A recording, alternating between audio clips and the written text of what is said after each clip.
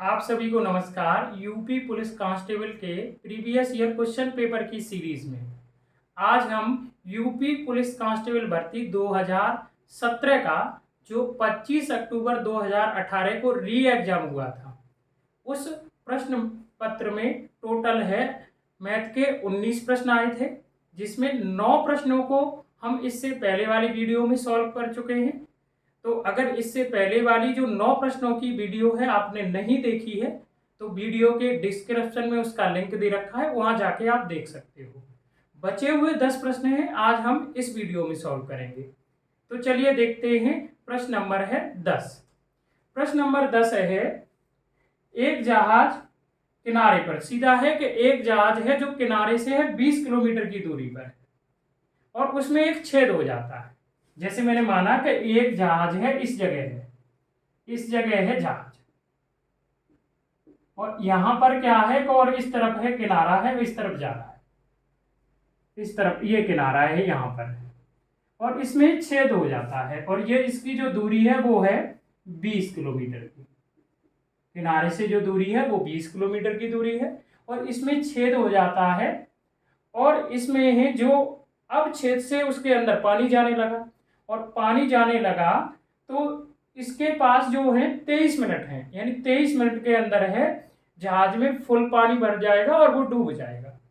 एक नाव है जो किनारे से है जहाज की तरफ जाती है, एक बचाव नाव है जो किनारे से है जहाज की तरफ जा रही है, और उसे जहाज के पास पहुंचने के बाद जहाज से यात्रियों को उतारने में 8 मिनट का समय लगता है। कितना समय लगता है? 8 मिनट का। 8 मिनट का समय लगता है, और जहाज की जो चाल है वो कितनी है? 12 किलोमीटर प्रति घंटा। और नाव की चाल हमें नहीं पता है, तो वो हमने मान ली x किलोमीटर प्रति घंटा। तो वो ये पूछ रहा है कि नाव को किस चाल से चलना चाहिए कि जो जहाज में यात्री बैठे हैं उन्हें वो सुरक्षित सभी को है उतार ले उससे। तो जहाज है वो किनारे से 12 किलोमीटर की दूरी पर है, और जहाज की जो चाल है वो 12 किलोमीटर प्रति घंटा है, और इस चाल से किनारे की ओर चला आ रहा है। उसमें एक छिद्र हो जाता है, छेद हो जाता है, जिसमें है पानी है, जिसकी अंदर आने लगता है जहाज में, और 23 मिनट के अंदर है ये जहाज डूब जाएगा। और एक बचाव नाव है वो किनारे से जहाज की तरफ आती है, बचाव नौका है वो जहाज से किनारे से है जहाज की तरफ आती है, और उसे 8 मिनट है यात्रियों को बैठाने में लगते हैं। तो ये बताना कि अगर देखा जाए तो टोटल जहाज को डूबने में कितने मिनट लगेंगे? 23, और 8 मिनट तो यात्रियों को है नाव को है उतारने में लगेंगे। तो ये बताना कि कितने मिनट बचे? 15 मिनट। यानी कि ये जो 20 किलोमीटर की दूरी है जहाज और नाव को, दोनों एक दूसरे की तरफ आ रहे हैं, जहाज और नाव को मिलकर तय करनी है। और जब दो व्यक्ति या वस्तु एक दूसरे की तरफ आ रहे हो तो अपनी बीच की दूरी है औसत चाल से तय करते हैं, यानी दोनों की चाल जुड़ जाती है। तो चाल बराबर क्या होता है? दूरी बट्टे समय। चाल बराबर क्या होता है? दूरी बट्टे समय। या फिर ये वाला आप फॉर्मूला लगा सकते हो कि दूरी बराबर होता है चाल गुणा समय। दूरी बराबर क्या होता है? चाल गुणा समय। तो आप ये बताना कि इन दोनों के बीच में दूरी कितनी है? 20, और इनकी जो चाल होगी वो क्या होगी? दोनों की चाल जुड़ जाएगी, औसत चाल क्या होगी? वो होगी 12 प्लस x। और समय क्या है? कितने समय में ये 20 किलोमीटर की इन दोनों को दूरी तय करनी है? 15 मिनट। अब इस 15 मिनट को आप घंटे में चेंज करोगे तो 60 का भाग दे दोगे, क्योंकि दूरी किलोमीटर में है और 4 किलोमीटर प्रति घंटा में। आप 15 एकम 15 और 15 चौके 60। आप इधर गुणा करोगे तो ये कितना हो जाएगा? 80, और ये 12 प्लस x, और 12 को इधर लेके आओगे तो x बराबर कितना आ जाएगा? वो निकल के आ जाएगा 68, यानी कि 68 किलोमीटर प्रति घंटा। जो नाव की जो चाल होगी वो कितनी होनी चाहिए? 68 किलोमीटर प्रति घंटा होनी चाहिए। तो नाव जहाज में बैठे हुए सभी यात्रियों को है ससमय बचा लेगी। तो आपको समझ आया होगा। प्रश्न नंबर 10 का जो उत्तर है वो ऑप्शन नंबर सी है, 68 किलोमीटर प्रति घंटा। चलिए देखते हैं प्रश्न नंबर है 11। प्रश्न नंबर है 11 है, पॉल्सन, एक व्यक्ति है पॉल्सन।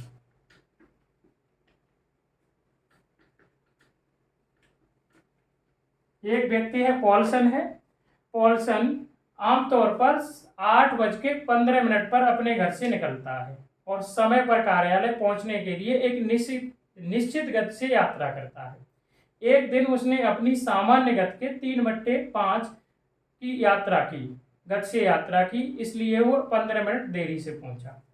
तो उसका ये पूछ रहा है कि पॉल्सन का घर से और कार्यालय तक सामान्य समय जो लगता था उसकी सामान्य चाल से वो बताना है। तो ये बताना कि रोजाना वो सामान्य चाल से जिससे जाता था उस सामान्य चाल का एक दिन वो किस चाल से चला है, वो चला है 3/5। तो जिसके अकॉर्डिंग हम फ्रैक्शन बताते हैं हर में उसी का मान होता है। सामान्य चाल का ही तो 3/5 बोला है, इसका मतलब उसकी सामान्य चाल 5 थी और अंश में जिसकी के बारे में बात हो रही है वो वैल्यू होगी। तो वो एक दिन किस चाल से चला, 3 से। तो इसकी उस पॉल्सन की सामान्य चाल और जो नई चाल है उसका रेशियो आ गया। अब आप ये बताना कि ये दोनों चालों से एक समान दूरी को तो तय कर रहा है। तो जब दो व्यक्ति किसी समान दूरी को अलग अलग चाल से तय करें तो उनकी चाल और समय का अनुपात है आपस में उल्टा होता है। चाल और समय का रेशियो आपस में उल्टा होगा। तो यही कंडीशन तो यहाँ है कि या फिर एक व्यक्ति करे, ये दो अलग अलग चालों से समान दूरी को तय कर रहा है। तो अगर दूरी समान है तो ये चाल का है अनुपात है, तो इसका आपका उल्टा क्या होगा, समय का। इसका जो उल्टा रेशियो होगा वो किसका होगा, समय का। तो समय का रेशियो क्या हो जाएगा, 3:5। यानी कि अगर वो सामान्य चाल से रोजाना जिस चाल से चलता था उस चाल से चले तो 3 इकाई समय लगेगा, और अगर चाल कम कर लेता है तो 5 इकाई समय लगेगा। रेशियो में देखा जाए तो वो कितना ज्यादा समय लग रहा है, 2 इकाई। और अगर प्रश्न में देखा जाए तो कितना आपका है मिनट लेट हो रहा है, वो 45 मिनट। तो 1 इकाई का मान आ जाएगा वो 45/2 मिनट निकल के आ जाएगा। और आपसे जो प्रश्न में पूछा गया है वो सामान्य समय पूछा गया है।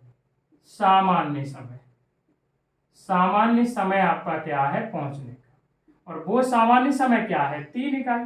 तो 45/2 का 3 इकाई में गुणा करेंगे तो 45 दूनी 90 और 45 दिया 135/2। कितना आ जाएगा, 135/2 मिनट। 135/2 मिनट। अब ये जो आपका उत्तर दे रखा है वो दे रखा है घंटे में, तो ये मिनट है और मिनट को अगर हम घंटे में चेंज करेंगे तो किसका भाग देंगे, 60 का। ठीक है, तो अब आप सॉल्व कर लो। 15 निम्मा 135 और 15 चौके 60, तो ये हो जाएगा 9/8 घंटे, या 1 सही 1/8 घंटे। उसका जो रोजाना है कार्यालय पहुंचने का जो समय है वो 1 सही 1/8 घंटे है। तो प्रश्न नंबर 11 का जो ऑप्शन सही होगा वो ऑप्शन नंबर डी सही होगा। समझ आया होगा। चलिए देखते हैं, प्रश्न नंबर है 13। प्रश्न नंबर 13 है कि 840/x और 960 प्रश्न नंबर है 12। प्रश्न नंबर 13 नहीं, प्रश्न नंबर 12 देखते हैं। प्रश्न नंबर 11 का जो उत्तर होगा वो डी प्रश्न ऑप्शन सही होगा। चलिए देखते हैं, प्रश्न नंबर है 12, इसके बाद है 13 देखेंगे। प्रश्न नंबर 12 है वो है 47, 141 और 188। ये 3 संख्या दे रखी हैं। प्रश्न नंबर 12 है 47, 141 और 188 का लघुत्तम समाप्त वर्त है, यानी एलसीएम आपको बताना है। इसका आपको क्या बताना है, इन तीनों संख्याओं का लासा। तो लासा निकालने का तरीका है, सबसे अच्छा है कि पहले तो आप ये चेक करोगे कि दी हुई संख्या में छोटी संख्या से कोई बड़ी संख्या डिवाइड हो रही है कि नहीं। हाँ, 47 का भाग 141 में देंगे 3 बार चला जाएगा, तो इसका मतलब इसे हटा देंगे। अब 2 संख्याएं बची हैं और 2 संख्याओं का लासा आप है रेशियो बनाते हैं उस तरीके से निकाल लो।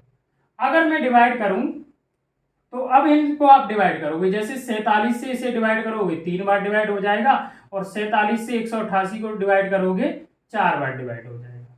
तो 47 को मैंने यहाँ लिख लिया।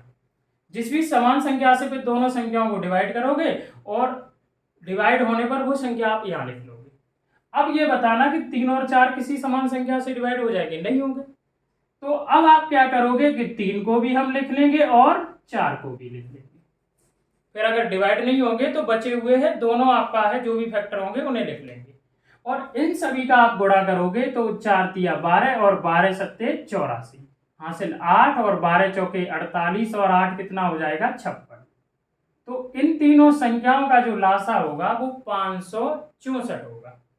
तो प्रश्न नंबर 12 का जो उत्तर होगा वो ऑप्शन नंबर ए सही होगा। समझ आया होगा। चलिए अब देखते हैं प्रश्न नंबर है 13।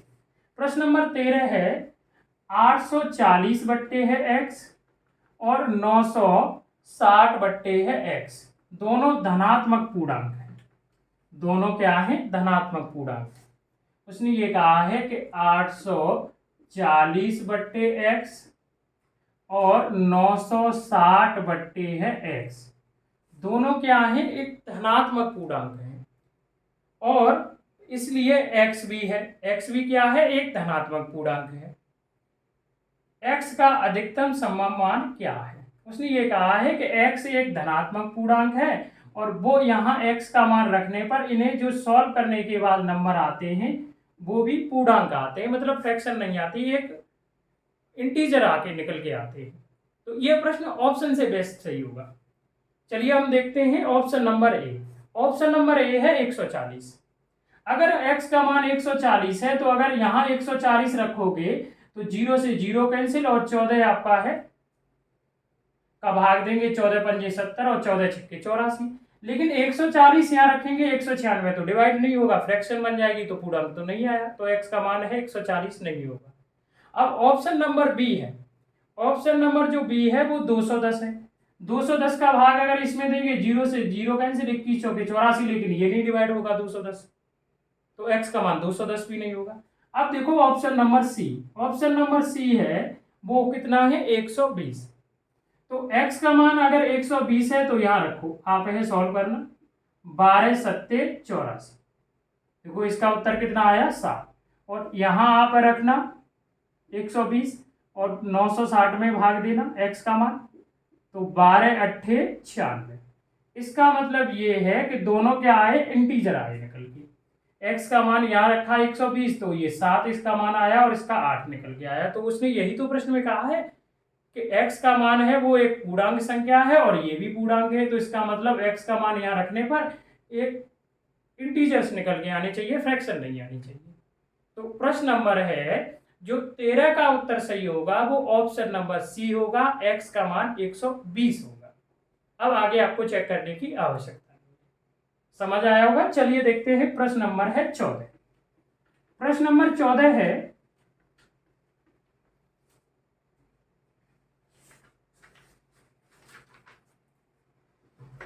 प्रश्न नंबर 14 है नीचे दी गई कौन सी संख्या 12 से पूर्णतः विभाज्य है?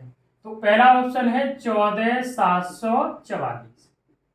दूसरा ऑप्शन है बी, ऑप्शन है 28,856। 28,856। तीसरा जो ऑप्शन है वो है 43,976। 43,976। और चौथा ऑप्शन है वो 57,228। 57,228। उसने कहा है कि इसमें किसका 12, कौन सी संख्या 12 से विभाज्य होगी? तो 12 का अगर भाग दोगे तो टाइम ज्यादा लग जाएगा। तो हम क्या करेंगे कि 12 का विभाज्यता का नियम तो नहीं पता है, लेकिन 12 के ऐसे दो भाग कर लेंगे जिनका हमें नियम पता है, और वो क्या हो जाएंगे? 3 और 4। जो संख्या है 3 और 4 से डिवाइड होगी वो 100% 12 से होगी, और 3 का भी विभाज्यता का नियम पता है, 4 का है भी पता है। तो पहले 4 का विभाज्यता का नियम लगा रहे हैं। 4 से वो संख्या डिवाइड होगी जिसके अंतिम 2 अंक डिवाइड होंगे। यदि किसी संख्या के अंतिम 2 अंकों से बनी संख्या 4 से डिवाइड है तो वो संख्या डिवाइड होगी 4 से। तो देखना 44 में 4 का भाग चला जाएगा, हाँ चला जाएगा, ये संख्या 4 से डिवाइड होगी। 56 में 4 का भाग चला जाएगा, हाँ चला जाएगा, ये भी संख्या 4 से डिवाइड हो जाएगी। 76 में भी 4 का भाग चला जाएगा, 28 में। इसका मतलब ये है कि चारों ऑप्शन ही 4 से डिवाइड है। तो अब चारों ऑप्शन 4 से डिवाइड है तो हम किससे फिर चेक करेंगे? 3 से। यानी कि इन चारों ऑप्शन में जो संख्या है 3 से है डिवाइड नहीं होगी, वो आपका जो डिवाइड हो जाएगी, सॉरी आपका डिवाइड हो जाएगी वो 12 से भी होगी, क्योंकि 4 से तो सभी हैं। और 3 का विभाज्यता का नियम क्या है? संख्या के अंकों का योग। तो आप है कर लो, एक और ये आपका है 4 5, 5 और 7 12, 12 और 4 16, 16 और 4 20। क्या 20 में 3 का भाग चला जाएगा? नहीं जाएगा, तो ये तो नहीं होगी। अब इसे कर लो, 2 और 8 10, 10 18, 18 और 5 23, 23 और 6 29, 29 में भी 3 का भाग नहीं जाएगा, ये भी संख्या 12 से नहीं डिवाइड होगी। इसे आप कर लो, जैसे है हम ऐसे भी कर सकते हैं, 3 में भाग जा रहा है, इसे 9 में 3 का भाग जा रहा है, इसे हटा दो, इसे अब भी हटा दो, 4 और बचा 7 11, 11 में 3 का भाग जाएगा? नहीं जाएगा, ये भी संख्या 12 से नहीं होगी, ये हो जाएगी ना। आप देख लो, 5 और 7 12 और 2 है 14 और 2 16 और 16 और 8 24, 24 में है 3 का भाग चला जाएगा। तो प्रश्न नंबर 14 का जो उत्तर सही होगा वो ऑप्शन नंबर डी सही होगा, 57,228। ये संख्या 12 से है पूर्णतः विभाज्य होगी। चलिए देखते हैं प्रश्न नंबर है 15। प्रश्न नंबर 15 है, यदि 154 मीटर लंबी रस्सी के 154 मीटर लंबी रस्सी के 9:5, 154 मीटर लंबी रस्सी के 9:5 के अनुपात में विभाजित किया जाता है, तो छोटे टुकड़े की लंबाई कितनी होगी? देखो, इस रेशियो में डिवाइड किया जाता है, तो रेशियो में अगर टोटल रस्सी की लंबाई देखें तो वो कितनी होगी? सॉरी 14, कितनी हो जाएगी? 14। और 14 इकाई का मान हमें दे रखा है 154 मीटर। रियल में देखा जाए टोटल रस्सी कितनी है? 154 मीटर लंबी। अब 14 का भाग दे दो, 14 एकम 14, 14 एकम 14, एक इकाई का मान 11 आ गया। और आपसे छोटे टुकड़े की लंबाई पूछिए, और छोटा टुकड़ा है कितना है? 5 इकाई, और 5 में 11 का गुणा करेंगे तो 11 पंजे 55 मीटर होगा।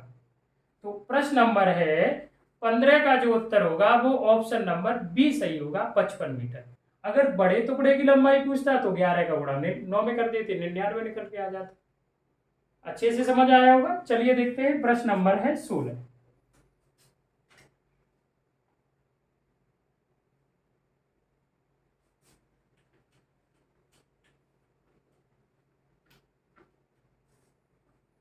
प्रश्न नंबर 16 है, 435 का 78% होगा। 435 का 78% होगा। सीधा सीधा प्रश्न है, 435 का 78% निकालना है तो गुणा कर देंगे। 435 का आपको 78% निकालना है, गुणा कर देंगे, बट्टे कितना होगा? 100। किसी का भी आप परसेंटेज निकाल रहे हो तो सीधा गुणा कर दो। अब आप डिवाइड कर लो, जैसे 5 से डिवाइड करेंगे 5 अट्ठे 40 और 5 सत्ते 35, 5 से डिवाइड करेंगे 20 हो जाएगा। फिर 2 से डिवाइड करेंगे तो ये 39 बार हो जाएगा, 2 से डिवाइड करेंगे ये 10 बार हो जाएगा। अब इन दोनों का आपस में आप गुणा कर लो, इन दोनों का आपस में गुणा करेंगे तो आ जाएगा आपका 3393, बट्टे कितना होगा? 10। 87 और 39 का है जो गुणा होगा वो कितना होगा? 3393। अब इसमें 10 का भाग दोगे तो सीधा सीधा है, 10 का जब हम भाग देते हैं दशमलव के बाद एक अंक आएगा, मतलब है 339.3, 339 दशमलव कितना आ जाएगा? 3 निकल के आ जाएगा। तो प्रश्न नंबर है 16 का जो उत्तर होगा वो ऑप्शन नंबर सी बी सही होगा, सॉरी बी सही। प्रश्न नंबर 16 का जो ऑप्शन सही होगा वो ऑप्शन नंबर बी सही होगा, 339.3। एक सिंपल प्रश्न है परसेंटेज का। चलिए देखते हैं प्रश्न नंबर है 17। प्रश्न नंबर 17 है, प्रश्न नंबर 17 है, x रुपए को 9% वार्षिक साधारण ब्याज की दर पर 7 वर्ष के लिए निवेश करके उतना ही ब्याज प्राप्त होता है जितना y रुपए को है 5.25% वार्षिक साधारण ब्याज की दर पर 16 वर्ष के लिए निवेश करके प्राप्त होता है। x अनुपात y का मान क्या होगा? तो आपको पता है साधारण ब्याज का है वो प्रश्न है, तो साधारण ब्याज का जो फॉर्मूला है सिंपल फॉर्मूले से कर दो, SI बराबर PRT सॉरी, इसे मैं नीचे लिख दे रहा हूँ। SI बराबर होगा P into R into T upon 100। तो जो दो कंडीशन है, दो अलग अलग राशियां हैं।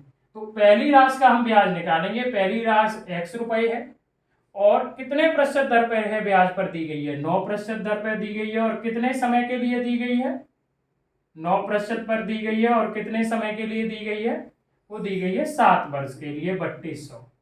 पहली राशि पर का ब्याज ये आ गया साधारण ब्याज। दूसरी राशि है वो कितनी है, 22 रुपए आप रख दो। और दर जो है वो कितना है, 5.25% है। और समय कितना है, 16 वर्ष है। बट्टे कितना हो जाएगा, 100। ये 22 रुपए पे मिलने वाला ब्याज निकाल लिया और ये हमने x रुपए पे मिलने वाला ब्याज निकाल लिया। और ये दोनों आपस में क्या है, बराबर। उसने ये कहा है कि दोनों उतना ही ब्याज मिलता है जितना 22 पर मिलता है। अब आप सॉल्व कर लो, 100 से 100 कैंसिल हो जाएगा। ये अगर आप है इसे है दशमलव हटाओगे तो दशमलव के बाद 2 अंक हैं, इधर 2 जीरो बढ़ जाएंगे। अगर आप है इसे है अगर 9 से डिवाइड करोगे, जैसे 3 से हो जाएगा, 3 से 3 त्रिका 9 और इसे 3 से डिवाइड करोगे, 3 एकम 3 और 3 सत्ते 21, 3 आपका है 3 एकम 3 और ये 22 हो जाएगा, 3 सत्ते 21 और 3 पंजे 15। अगर आप 7 से डिवाइड करोगे तो ये 100 बार डिवाइड हो जाएगा और ये है 25 बार डिवाइड हो जाएगा, 25 सत्ते 175। और इसे डिवाइड करोगे तो ये कितने बार डिवाइड हो जाएगा, 4 बार। अब मुझे लगता है हाँ, 4 से अगर ये डिवाइड करोगे तो ये कितने बार डिवाइड हो जाएगा, 4 बार। अब तो नहीं होगा तो ये बताना कि x अपॉन बाई, अब मैं बाई को इधर लेके आ रहा हूँ x के नीचे और इधर कितना बचा है, 4 और 3 को इधर पहुंचा दे रहा हूं तो x अपॉन बाई कितना आ गया, 4/3। और आपसे यही तो पूछा है तो x अनुपात बाई जो निकल के आ जाएगा वो कितना निकल के आ जाएगा, 4/3 निकल के आ जाएगा। एक सिंपल प्रश्न है। तो प्रश्न नंबर 17 का जो ऑप्शन सही होगा वो ऑप्शन नंबर सी सही होगा, 4/3। उसने कहा कि x पर है 9% की दर से है 7 वर्ष में जितना ब्याज मिलता है उतना ही 22 रुपए पर है 25.25% की दर से 16 वर्ष में ब्याज मिलता है। तो हमने सीधा सीधा फॉर्मूला लगाया और बराबर रखा तो रेशियो में मिल गया। चलिए देखते हैं प्रश्न नंबर है 18। प्रश्न नंबर 18 है, सुबिक को 118 रुपए में एक वस्तु बेचने से 12% की हानि हुई, 8% का लाभ कमाने के लिए उसे कीमत को कितना बढ़ाना चाहिए। तो मैंने वस्तु की कीमत क्या मान ली, 100 रुपए। और 100 रुपए की वस्तु को अगर 12% आप हानि से बेचोगे तो 100 से 12 घटाओ 88 में इकाई में बेचेंगे। और अगर इसी 100 रुपए की वस्तु को 8% लाभ से बेचना चाहेंगे तो 108 में बेची जाएगी। तो ये बताना कितने इकाई की है वृद्धि करनी पड़ेगी, 20 इकाई की। अब हम ये देखेंगे प्रश्न में हमें दे कर रखा है, क्रय मूल्य तो नहीं दे रखा, हमें दे रखा है हानि वाला विक्रय मूल्य। और हम देखें तो यहां पर है, देखा जाए तो हानि वाला विक्रय मूल्य क्या है, 88 इकाई। तो हम कह सकते हैं कि 88 इकाई का मान क्या है, 198 रुपए है। तो आप डिवाइड कर सकते हो, इसे आप है डिवाइड करोगे तो ये 11 से डिवाइड हो जाएगा, 11 8 88, 11 एकम 11 और 11 8 88। 2 से डिवाइड करोगे 4 और 2 से डिवाइड करोगे कितना हो जाएगा, 9। तो एक इकाई की वैल्यू आ जाएगी 9/4 रुपए। और उसने यही तो पूछा है कि कितना कीमत बढ़ानी चाहिए, तो हमें वृद्धि बतानी है और 20 इकाई की वृद्धि करनी है। और एक इकाई का मान है 9/4 रुपए, गुणा करेंगे तो 9 पंजे 45 रुपए। अगर वो 45 रुपए ज्यादा में बेचता है पिछले विक्रय मूल्य की अपेक्षा तो उसे 8% का लाभ होगा। तो प्रश्न नंबर 18 का जो उत्तर सही होगा वो ऑप्शन नंबर डी सही होगा, 45 रुपए। चलिए देखते हैं इस सेट का, या आप इस जो आपका 25 अक्टूबर 2018 को री एग्जाम पुलिस कांस्टेबल का हुआ था उसका अंतिम प्रश्न, प्रश्न नंबर 19।